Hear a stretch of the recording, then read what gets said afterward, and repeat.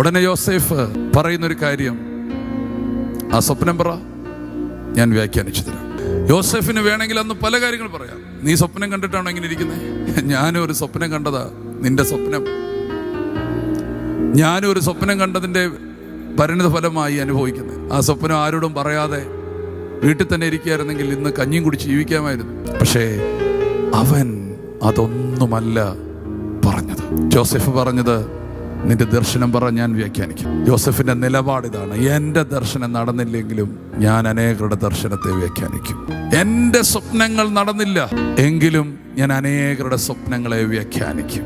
നിന്റെ സ്വപ്നങ്ങൾ നടന്നില്ലെങ്കിലും നീ അനേകരുടെ സ്വപ്നങ്ങളെ സാക്ഷാത്കരിക്കുന്നവരാണ്. ഒരു മടിയും കൂടാതെ, ഒരു ലജ്ജയും കൂടാതെ അവൻ ആ സ്വപ്നങ്ങളെ വ്യാഖ്യാനിച്ചു.